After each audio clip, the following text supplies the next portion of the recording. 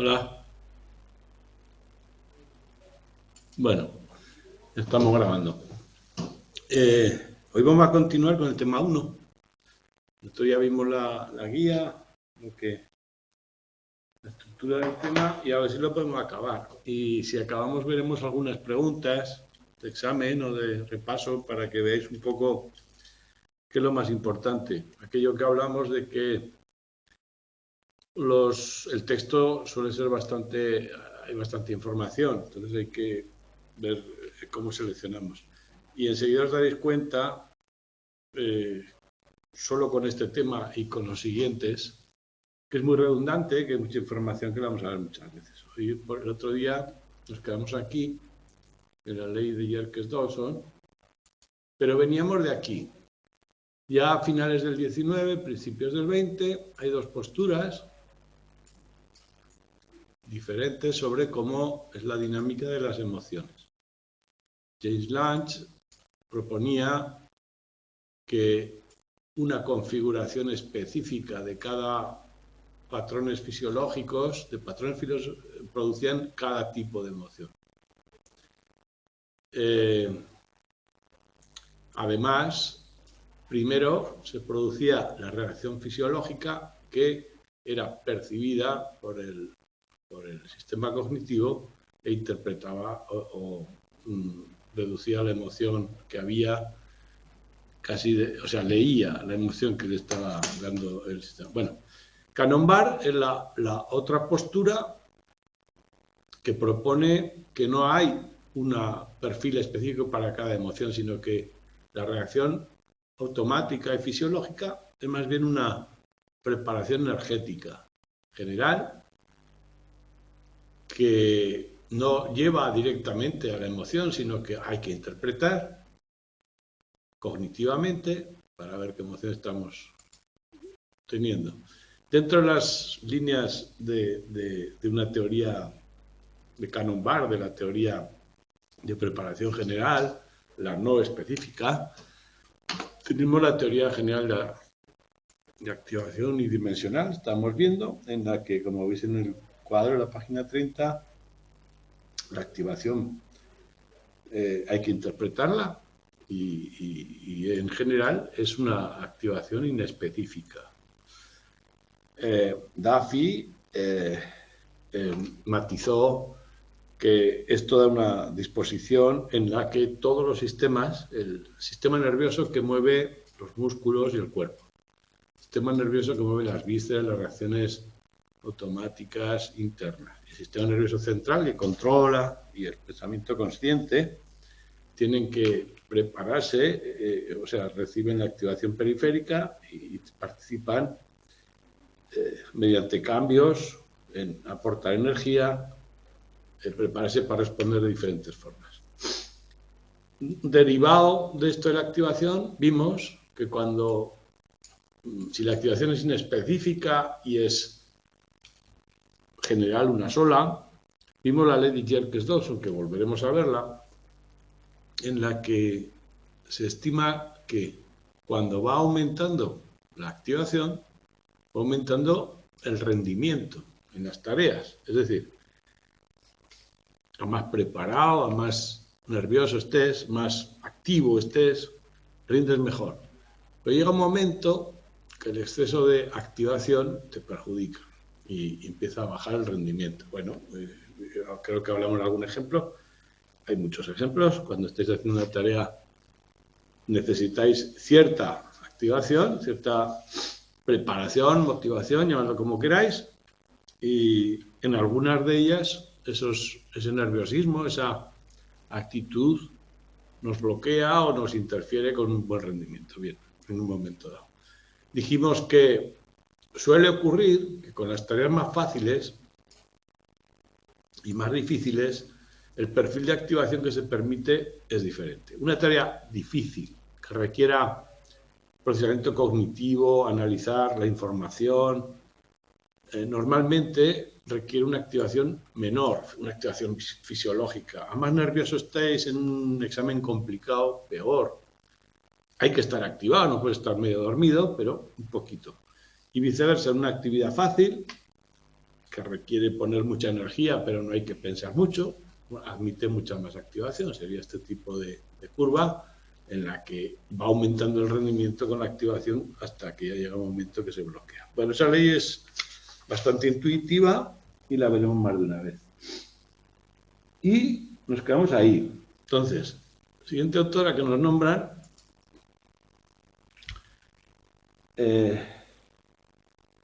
Tengo Lacy. Tengo Lacy aquí, así. ¿No es Lindsay? Aquí creo que me equivoqué yo. Lindsay. Bueno, es igual. El nombre no es tan importante.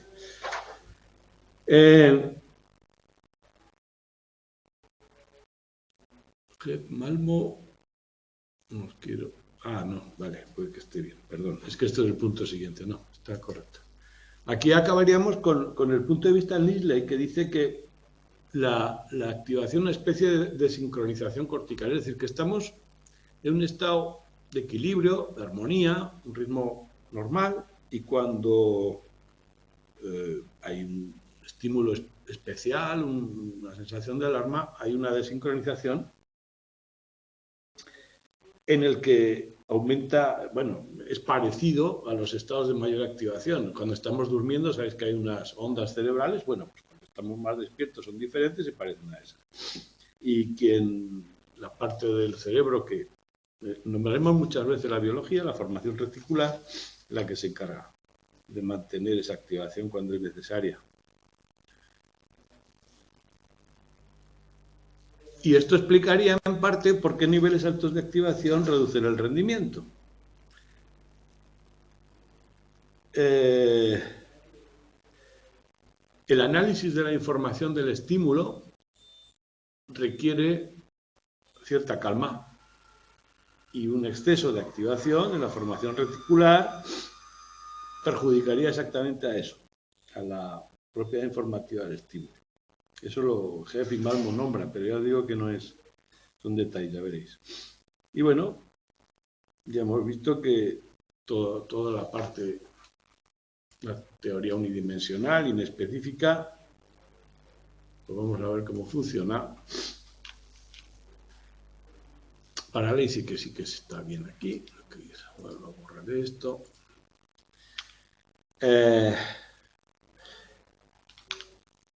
Creen los autores que no necesariamente tiene que ser unidimensional, sino que muchas veces ocurre que conductualmente sí estamos activados o mentalmente estamos activados, fisiológicamente no, y viceversa. Es decir, los sistemas,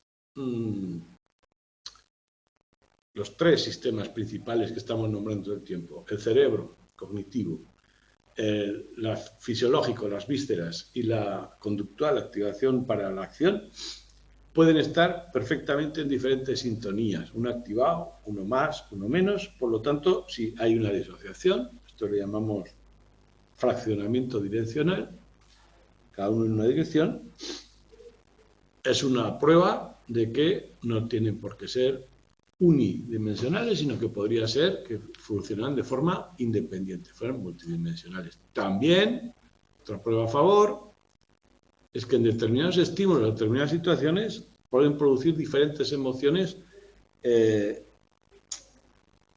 y cada vez que se repite una misma situación, se repite una misma emoción, independientemente del patrón fisiológico. El patrón fisiológico es el mismo, pero las emociones son diferentes. Entonces,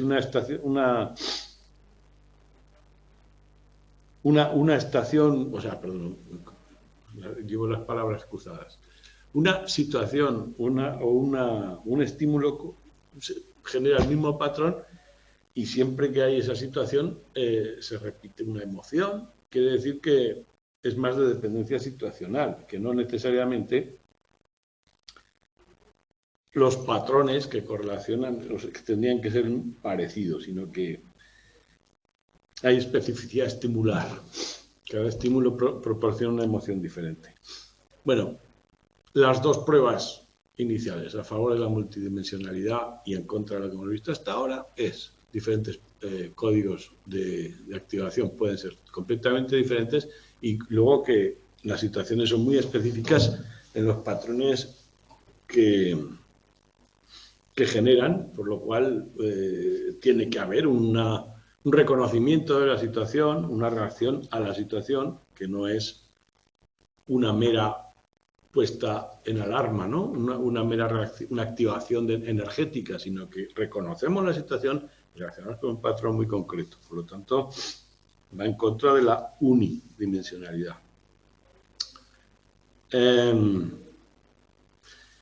Normalmente, en ciertas condiciones experimentales o ciertos datos, puedes encontrar patrones que se parecen y que se parecen que sea una activación energética unidimensional, pero cambiando un poco las condiciones se pueden encontrar respuestas disociadas y esto es prueba a favor. Si alguna vez las podemos disociar, es a favor de ellos. Eysenck es uno de los autores que propone este punto de vista multidimensional.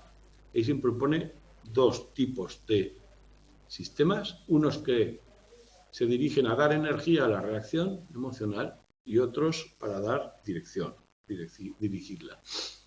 Esta división la vamos a ver muy a menudo, con otras palabras, con otros. Es decir, la parte energética, automática, que suele depender de estructuras nerviosas más interiores, y la de dirección, control, que suele depender de estructuras corticales, neuronales, frontales o más exteriores, más recientes en el punto de vista evolutivo.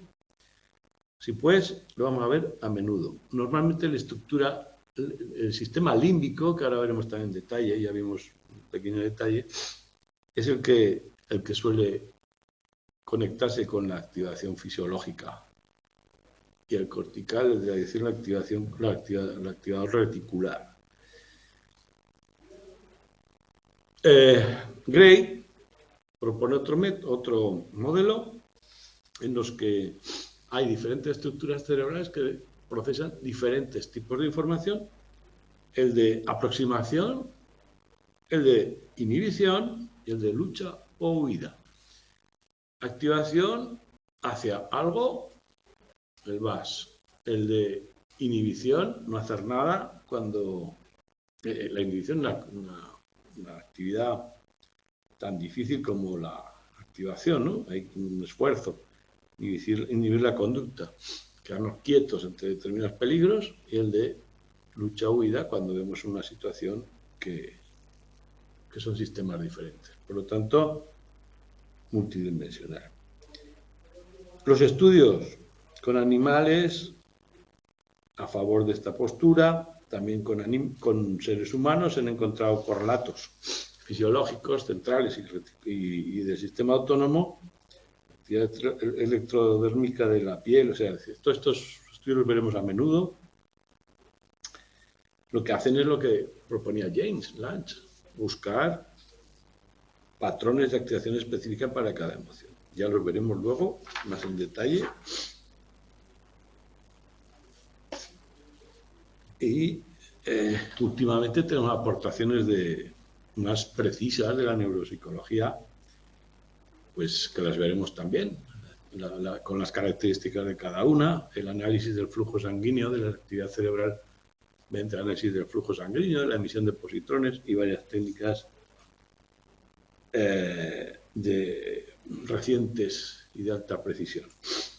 La regulación de la activación. Normalmente se acepta que los patrones de cambio de la activación responden a una adaptación al entorno, manteniendo siempre un estado óptimo del organismo. El estado óptimo del organismo se considera que es un equilibrio dinámico de diversas partes relacionadas, como que representa este dibujo, relativamente estables, que tratamos de mantener relativamente estables. Esto ya desde los primeros autores se tomó como el principio que regula los niveles de activación. Cuando hay una estimulación que altera los equilibrios, se produce una reacción para volverlos a reponer. Según Cannon, los detectores de desequilibrio, los vigilantes, podían ser locales, es decir, estar en los lugares, por ejemplo, no necesariamente en el cerebro, sino que podía ser en el estómago, que hubiera un detector que dijera si faltan, yo qué sé, nutrientes, ¿no? Mandara una señal y se produjera la reacción. Esa es la teoría local. Y otras teorías decían que no la información llega al cerebro, ahí se toman decisiones. En general los datos hablan a favor de una regulación central, no local. Porque como veis que en algún animal se les quitaba el estómago y aún así tenían hambre y se emocionaban con la comida. Por lo tanto, central, veis tipo de experimentos de aquellos años, ahora tenemos otras formas de entrar en los cuerpos sin tanta violencia. Bien, este sistema homeostático es bastante explicativo. Lo que el ambiente en el que tenemos que sobrevivir requiere constante adaptación, pues esto es una forma muy práctica de explicarlo hasta cierto punto. Un punto específico es el estado de estrés. El estrés debemos entenderlo en este contexto de una forma muy precisa. En principio es un estado de activación excesiva quizás o mantenida al tiempo, pero que no se identifica con una emoción, porque no tiene un color afectivo, simplemente estar activados. Por lo tanto, al no tener tono afectivo, es una reacción de preparación cuando hay cambios, pero todavía no es una emoción, es una preparación activante. Selye describió síndrome general de adaptación, que es una explicación de las etapas por las que pasamos cuando pasamos por una situación de estrés, por las que podemos pasar. Desde la alarma inicial en la que se ponen en marcha todos los sistemas, sobre todo hormonales, y, bueno, adrenalina, noradrenalina, las glándulas suprarrenales, para reaccionar ante una situación amenazante, un cambio amenazante. Es la fase de afrontamiento del choque. El choque contra choque sería esta primera fase. La segunda, mantener esa activación durante un tiempo, el tiempo necesario para a ver si desaparece la amenaza y podemos descansar, y si no, llegaríamos a la tercera fase cuando ya no se puede mantener. Bueno, el sistema nervioso endocrino que lo mantiene, hipófiso cortico suprarrenal, podéis hacer un esquema, memorizarlo, porque tiene. Pero lo más importante es recordar que era el síndrome general de las fases, y si seguimos en una situación de estrés demasiado tiempo, pues llegamos al agotamiento. El agotamiento que puede suponer incluso la muerte. El estrés por sí solo requiere un análisis, por lo menos básico, para ver si merece la pena seguir en esa activación o no. Para analizar la información que tengamos, a ver si la amenaza es real o simplemente es que nos ha parecido falsa alarma, ¿no?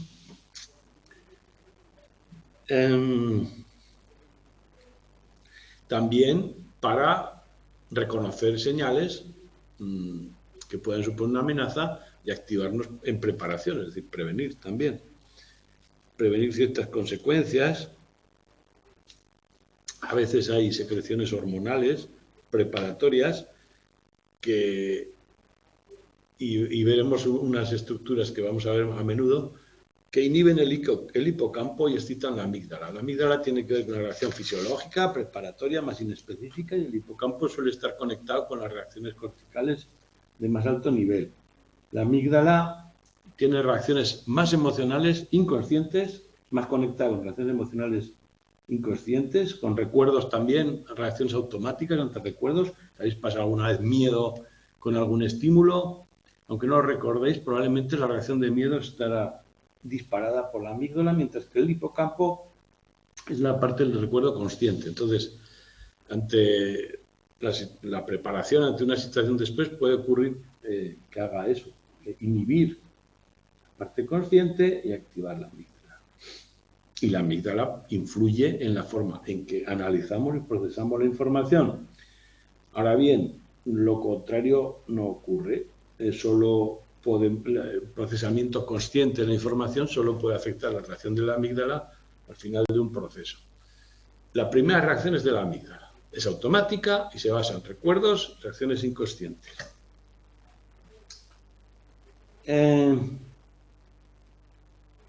También a veces se generan emociones anticipativas, aunque el estrés no lo tenga, le pueden disparar ansiedad, hostilidad, que son preparatorias para el tipo de estímulo que llevamos en el recuerdo. Bueno, el estrés perturba la homeostasis, no es una emoción.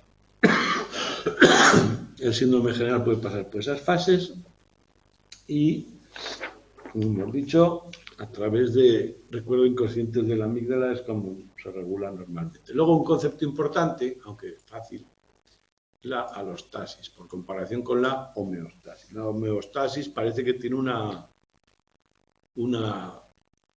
dinámica más bien estable de mantener un nivel constante, pero en realidad el organismo y sus estructuras son muy complejas y sería más bien mantener un nivel en continuo movimiento, más parecido a las olas del mar. El mar nunca está calmo del todo. Es decir, un equilibrio en el dinamismo propio de las constantes, que no es estar en un estado pasivo, estable, sino más bien dinámico. Pero en promedio estamos manteniendo los valores necesarios óptimos, ¿no? Y además se puede hacer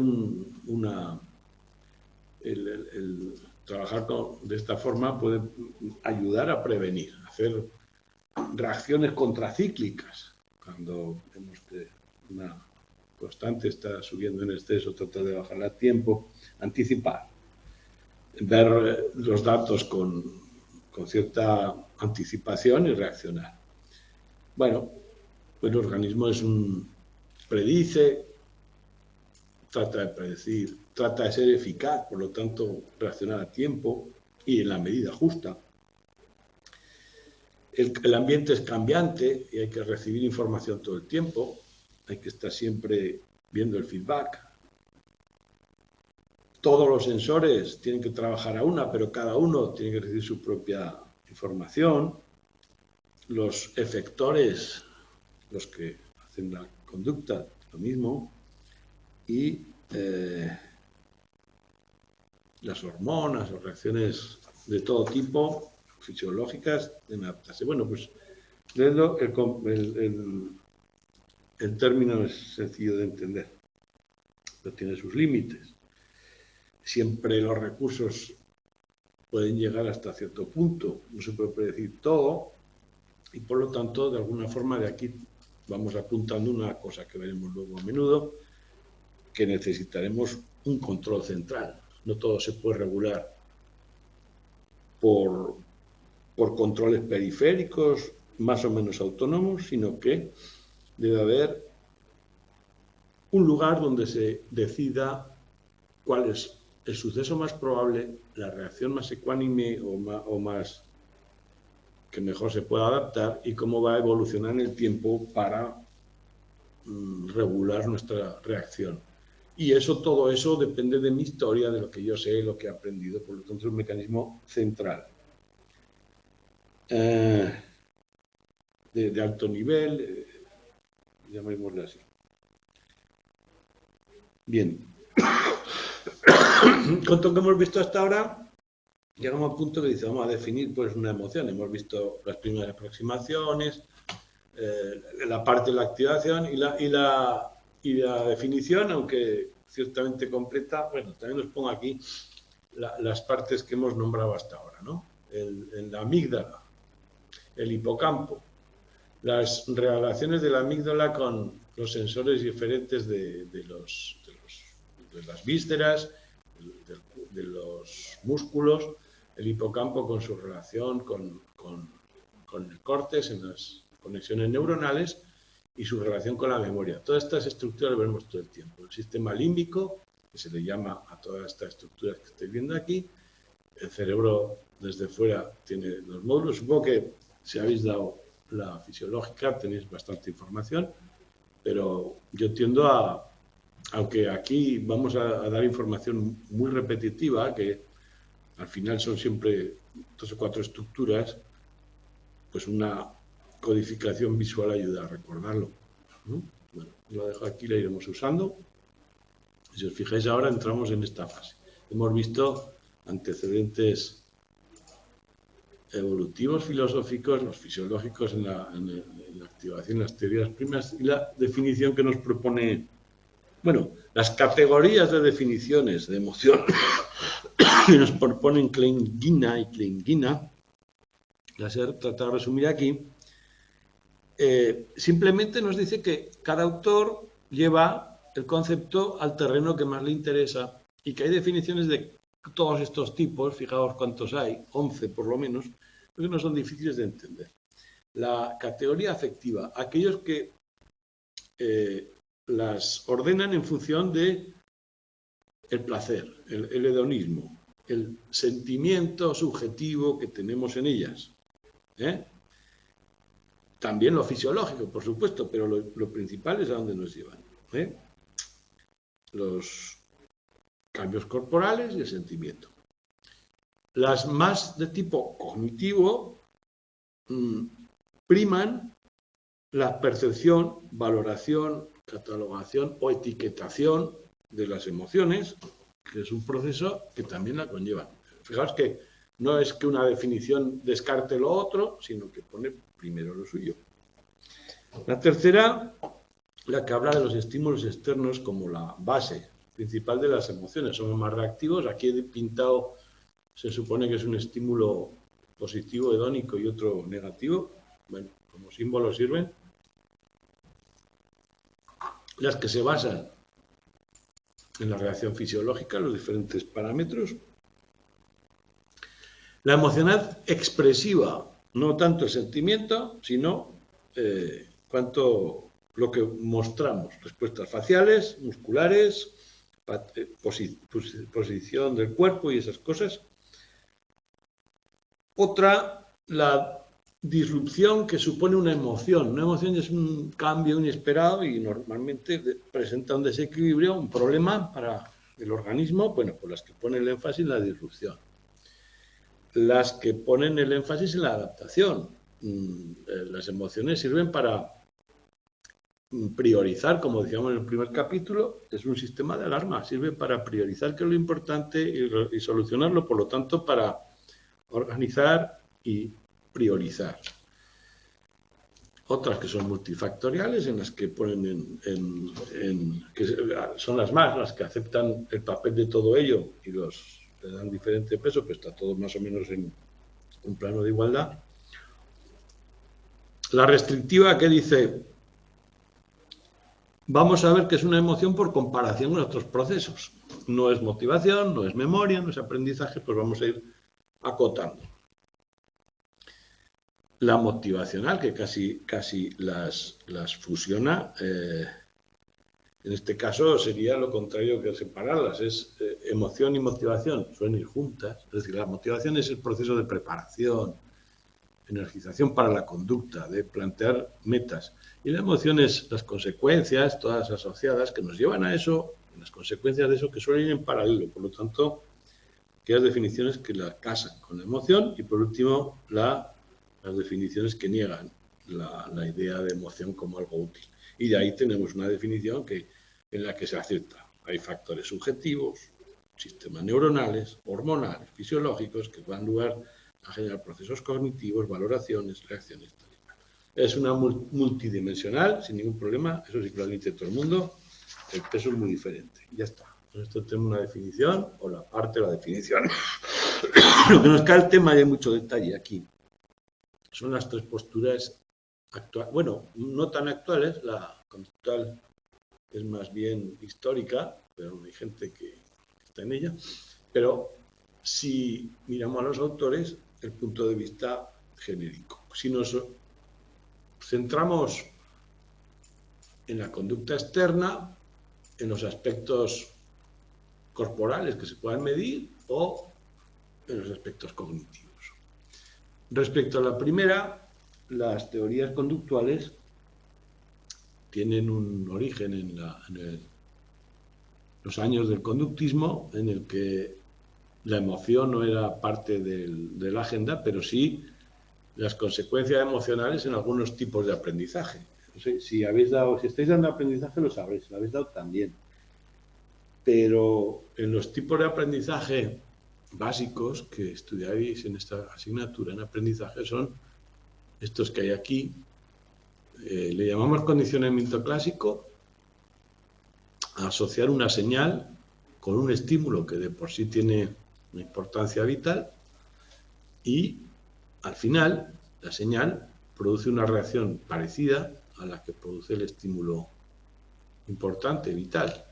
Por ejemplo, prepararnos para comer, mediante salivación, que es el ejemplo de Pavlov, o prepararnos para recibir un estímulo negativo, pues de muchas maneras, incluso, o sea, es una preparación inconsciente, asociativa, no es una conducta. El condicionamiento clásico lo que hace es aquellas respuestas preparatorias que generaría el estímulo incondicionado pasan a generar los otros estímulos que se van asociando con él. Bien, por ejemplo, los perros de Pavlov salivaban cuando llegaba la comida y también cuando oían los pasos del experimentador que se las llevaba o la campana que habían asociado con la comida. Y nos interesa especialmente en este caso los efectos emocionales de los estímulos de naturaleza aversiva. Bien, cuando aprendemos a hacer algo, conductas, el condicionamiento operante es la forma de aprendizaje más básica que explica cómo se instalan unas conductas y se cambian por otras. Y hay 4 modalidades básicas para las que podemos hablar para clasificar la reacción emocional y el tipo de aprendizaje. Primero, el premio, el reforzamiento positivo. Yo hago algo, me dan una consecuencia positiva, por lo tanto, cada vez lo hago más. El castigo, que sería la contracara, si yo hago algo y me da una consecuencia negativa, dejo de hacerlo, una consecuencia aversiva. Y luego está el refuerzo negativo. Si yo hago algo a tiempo, me escapo o evito una consecuencia negativa. Si no lo hago a tiempo, la recibo. Entonces, el reforzamiento negativo se llama de escape o evitación. Escape cuando primero se da la consecuencia y hago una conducta para escaparme, y evitación cuando ya preveo lo que va a ocurrir y me escapo a tiempo. Y la última es el reforzamiento, bueno, por omisión. Aquí lo que quiero es que alguien deje de hacer algo mediante quitarle un estímulo positivo. El ejemplo típico es, si niños, si no dejas de hacer ruido, te apago la tele, ¿no?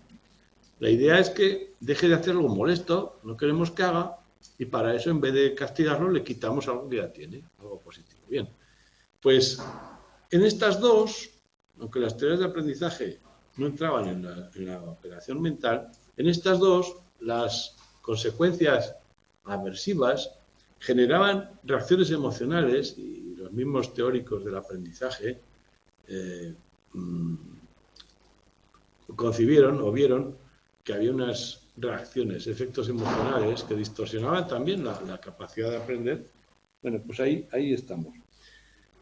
Y una de las más clásicas, basándonos en condicionamiento clásico, una de las condiciones más estudiadas fue la de condicionamiento de ese miedo a través de el ejemplo que pone ahí, a un niño que le gustaba acariciar a un ratón, una rata, bueno, una mascota. Cada vez que la tocaba le hacían un ruido desagradable, le tiraban algo que hacía un ruido desagradable. Poco a poco va asociando a la mascota que le gustaba en principio con el ruido desagradable. El ruido desagradable es el estímulo incondicionado y el acariciar es el estímulo que en principio no tiene ningún efecto, pero luego pasa a ser condicionado. Y al final la mascota producía esa reacción condicionada. Bueno, pues la explicación de este proceso requiere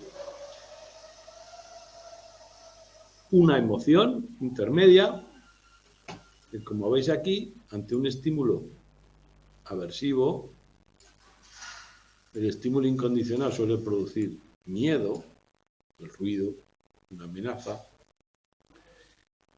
y por lo tanto lo que estamos consiguiendo es asociar una emoción con una conducta. Para Maurer, lo que está ocurriendo en toda situación de aprendizaje es que estamos asociando, primero por condicionamiento clásico, una señal con una reacción, en este caso miedo, y luego producimos la conducta que sea necesaria. Es decir, si la señal logramos evitar las consecuencias, pues un estímulo discriminante que le llamamos aquí. Un estímulo discriminante, no vamos a entrar en el aprendizaje a fondo, pero bueno, es una señal que nos dice lo que va a ocurrir y que nos puede ayudar a anticiparlo. Por ejemplo, si el estímulo va a ser negativo, un estímulo discriminante nos producirá ansiedad.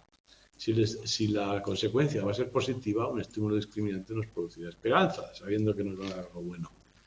Bueno, lo contrario, cuando el estímulo dice que no va a ocurrir algo bueno o no va a ocurrir algo malo. Esto es el cuadro de relaciones entre emociones y aprendizaje. Sin embargo, toda esta teoría de que hay un aprendizaje por asociación de la respuesta emocional condicionada, o sea, que se aprende una respuesta emocional condicionada cuando estamos usando estímulos aversivos, sobre todo, no funciona bien porque hay muchos datos que no cuadran. Pues, por ejemplo, que pues, se pueden adquirir miedos condicionados sin un suceso traumático.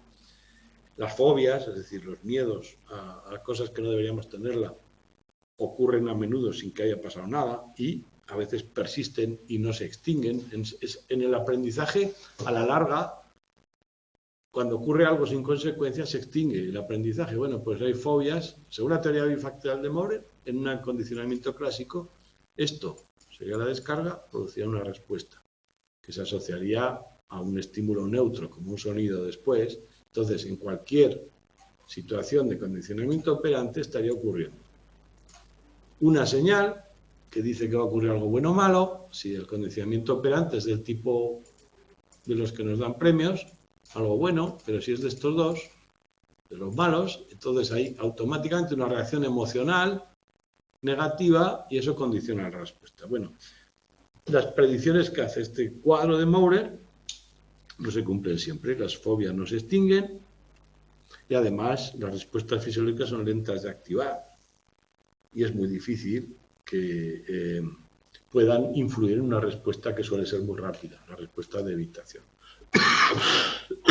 Bueno, esto es el cognitivismo, hay modelos neoconductistas que han puesto más variables, pero lo que han hecho al final es entrar en variables cognitivas, ¿no? No solo este tipo de variables, sino que tenemos muchas veces el premio en una situación de aprendizaje es más bien social, más que la consecuencia, si es hacer lo que debemos, aprendemos por condicionamiento, por imitación, solo viendo también podemos aprender. nuestra interpretación de la situación, la conciencia, incluso el aprendizaje verbal, hay que ir metiendo esas variables, por lo tanto, para poder interpretar las emociones. En muchas ocasiones hay muchos ejemplos en los que cuando hay miedos y fobias, no se recuerda ni siquiera una situación, no se recuerda qué es lo que la provocó. Bueno, en cualquier caso lo que nos interesa es eso, que la teoría de que solo mediante asociación y condicionamiento clásico y operante falla y requiere variables cognitivas.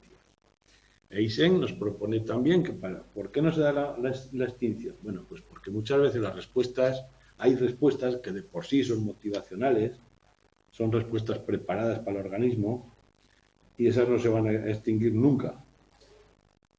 Y a más veces aparezca el estímulo, más veces reaccionaremos. Bueno, aquí llegan los primeros modelos cognitivos, el aprendizaje por imitación, de Bandura, y entraremos ya en la biológica. Otra cosa a señalar es que según el aprendizaje clásico, cualquier estímulo, sea un sonido, cualquier estímulo distinguible lo podríamos usar como estímulo condicional. Sin embargo, hay estímulos que son mucho más condicionables que otros, hay estímulos que están preparados. Luego, se supone que la producción de estas fobias en un laboratorio tendría que ser más fácil, o en la vida real más difícil, y no ocurre. Es decir, a veces se dan fobias con una sola exposición a una situación de miedo, en laboratorio por muchos ensayos que hagamos no llegamos. Bueno, aprendizaje por observación, estímulos preparados y problemas con la extinción que no se da, incluso en situaciones muy estresantes que hay pocos miedos para lo estresantes que son, que se podía prever según las teorías conductuales. Entonces veis a la página 47 un pequeño resumen que es muy, muy útil. Peculiaridades, problemas. Hay estímulos preparados, en muchos casos clínicos no hay trauma detectable, los miedos a veces no funcionan, los mecanismos de adquisición y extinción, y también eso, que las fobias pues, no se distribuyen como esperamos. Orientación biológica. Hemos dicho que la conductual, la biológica y la cognitiva.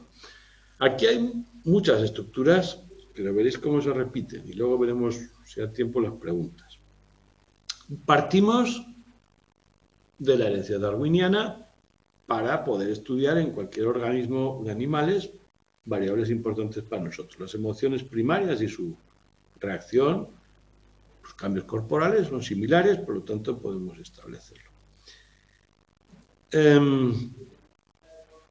Lo que importa es descomponer todo el proceso afectivo, ver todos los componentes fisiológicos, que son muy complejos, desde el punto de vista de James, tenemos que ver qué ocurre aquí dentro para relacionarlo con las emociones. Y hay varios estudios. Cannon empieza también su teoría sobre la activación, pues también empieza con ciertas teorías de qué centros están participando, y uno de los primeros y más importantes es el circuito de papel. En el circuito de papel tenemos dos aspectos, el canal del pensamiento y el canal del sentimiento. El pensamiento va del tálamo al neocorte. Siempre cuando estamos analizando llegamos al neocortes, y el tálamo, que es la estructura más arriba del sistema límbico. Y el del sentimiento es donde tenemos la experiencia subjetiva, donde se ve la propiedad afectiva, bueno o malo, y que también llega al tálamo, al hipotálamo, y bueno, llega a la corteza cingulada, que depende de la experiencia emocional. Y otra vez, el hipotálamo, bueno, hay un circuito, una circular, valga la redundancia, y pues se llama circuito de papel. Con el dibujito que tenéis en la página 49 también puedo recordar un poco más de dónde, cómo llegan, cómo dan la vuelta, ¿no? Cómo se interpreta. En algunos lesiones de los lóbulos temporales, había ceguera psíquica en monos que dejaban de percibir el significado de objetos, los trataban mal, se comían lo que no debían, trataban de tener sexo con lo que no debían en el lóbulo temporal. Y MacLean propone una teoría global en el que todo el cerebro, todo el lóbulo límbico, como podéis ver ahí, es un cerebro visceral. Integra las sensaciones del exterior con las viscerales y un sistema de reacción donde está el hipocampo, bueno, que le sustituye la cingulada de papel. Pero bueno, sistema límbico es un sistema que se crea de manera funcional, pensando que están relacionados por las funciones, pero bueno, hay ciertas dudas. Y son neuronas, claro, todo este circuito son reacciones emocionales, tienen que ser antiguas desde el punto de vista evolutivo, ¿no? Tempranas. Sin embargo, no está muy claro, como señala la amígdala. La amígdala la analizamos con cierto detalle, tiene mucho protagonismo en el miedo y la defensa. La explicamos por condicionamiento clásico. Las aferentes o las vías que llevan la información sensorial del estímulo, el condicionamiento clásico tenía un estímulo condicionado, estímulo incondicionado. Los estímulos condicionados llegan ahí también y también llegan al estímulo incondicionado. Manda esa señal a la zona cortical, detrás del tálamo, como veis en este esquema, por qué zonas llega, cómo vuelve y cómo entra. Se puede condicionar porque confluyen ambas señales ahí, puede haber una asociación. Es que no entro más en detalle, pero es que no creo que haya entrado más. En el ser humano también, y el condicionamiento a la respuesta de miedo pues funciona con esta vía, la amígdala. La amígdala no necesariamente nos lleva a la corteza las emociones de forma consciente, puede haber un condicionamiento completamente inconsciente. Aprendizaje implícito. Sin embargo, el aprendizaje explícito siempre pasa por el hipocampo, que tiene conexión con la memoria declarativa. Emocional implícita amígdala, declarativa explícita el hipocampo. Y no entro en más detalles. Procesamiento. La información emocional o el reconocimiento, cuando hay daño bilateral en la amígdala, es difícil de reconocer. Y la intensidad tampoco se regula bien en estos casos. Pero a ver si entra o no entra. Tenemos datos de que la amígdala se activa más cuando hay rostros con expresión de miedo que con rostros neutros, aunque no fuéramos conscientes, porque la exposición es subliminal, también se da la sensación, sistema rápido de alerta, y entramos en el córtex. En el córtex siempre, en la zona frontal, sobre todo en la zona prefrontal, tenemos planes, intenciones y control. Es una acción deliberada. Tenéis el caso de Gage, que se rompió su cerebro, que se le clavó un martillo o algo así, una barra, y la parte frontal quedó dañada y no podía controlar sus propias acciones. Ahí se integran la información sensorial, emocional, y se decide y se inhibe y se modula la activación emocional. Bueno, y todos estos sistemas, el COF, CVM y CCA. El COF, córtex órbito frontal. El CVM, córtex ventromedial, corteza ventromedial. Bueno, las funciones que te da cada uno. El COF, con la amígdala, aprende la relación entre nuevos estímulos y los reforzadores. Los subcorticales, el COF codifica el valor afectivo. Bueno, son datos a sacar de aquí. El control emocional inhibitorio. Y el COF y el CVM, los dos, regulan los patrones de conducta, que en el caso de la barra los tenía rotos, era impulsivo. Y luego también, bueno, hay una especie de influencia recíproca que permite integrar reglas ambientales, culturales, con lo que ocurre aquí ahora, los planes, los patrones, y adaptarlos a cada circunstancia. Bien, la expresión de las emociones, el CCA. No entro en mucho detalle porque son detalles, al final. Y de todas formas, lo que estamos diciendo aquí, bueno, hay una hipótesis importante, está el marcador somático de Damasio, que vincula la emoción y la razón, no la podemos separar. La toma de decisiones y la interpretación es tan importante como la reacción fisiológica. Y la hipótesis del marcador somático dice que interpretamos las experiencias fisiológicas y las guardamos en un aprendizaje superior para tomar decisiones en el futuro, aunque no seamos conscientes, quedan ahí señales que a veces no son conscientes y que de forma intuitiva reaccionamos, y eso que llamamos intuición en realidad es una experiencia pasada que hemos ido guardando. El marcador somático genera una reacción por intuiciones que en realidad tiene todo un procesamiento pasado, aunque no seamos conscientes. Es muy importante en situaciones sociales complejas. Bueno, el cingulado anterior, el CCA, dice que expresa las discrepancias afectivas, es decir, integra información visceral, atencional, emocional y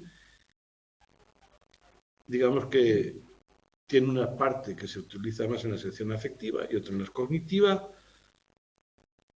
La afectiva controla la activación, la cognitiva, cortes prefrontal, dorsolateral y parietal, y el área motora y la médula espinal. Bueno, pues estamos ahí. Y la última parte que nos queda es la cognitiva, que quizás es la más importante, en el sentido de lo que viene después. La parte que hemos visto biológica, todos los datos concretos pues están ahí, pero esta que vamos a ver nos servirá para los siguientes temas, porque aquí vamos a plantear todas las teorías que vamos a ver en los siguientes temas. De hecho, si habéis leído, os habéis dado cuenta que en cada punto dice, esto lo veremos en tal tema y esto lo veremos en tal tema.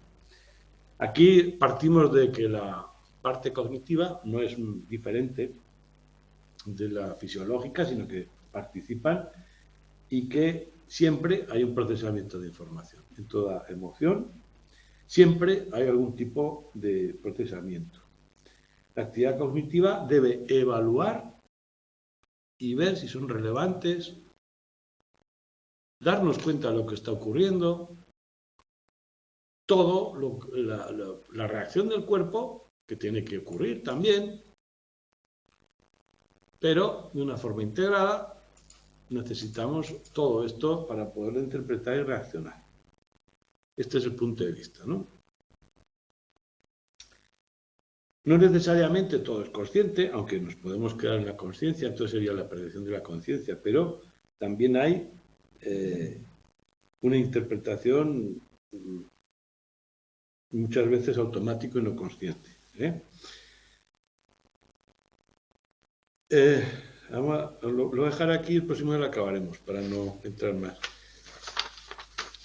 Nos queda la inteligencia emocional, que apenas dedica un punto porque está muy de moda, pero no tiene mucho fundamento, que digamos, en una práctica. Esto ya digo que es una introducción a lo que viene después, y lo que sí que os dejo también aquí, aparte de lo que queda el esquema. Sí, autoevaluaciones. Os dejo aquí estas preguntas de este tema. Pregúntame, pero sigue, escribe.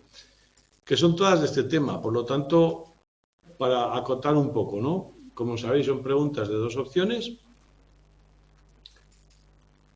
Hay unas cuantas. Nombrado Moure, sí. Moure es este de aquí, mira, te lo voy a poner. Bueno, aquí tenéis las preguntas. Voy a volver al texto para que veas a Moure. La teoría bifactorial de Moure. En el procesamiento conductual es el que proponía que hay una dualidad, Teoría bifactorial.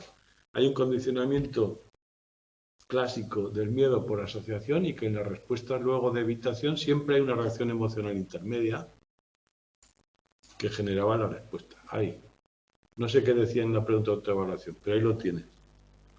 Vamos a ver.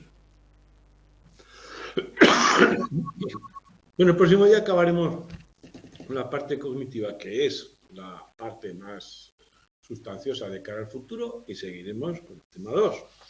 Aunque vayamos más despacio al principio, ya veréis que esto es fundamental y base para todo lo que viene después. Nos vemos el próximo jueves. Buenas tardes.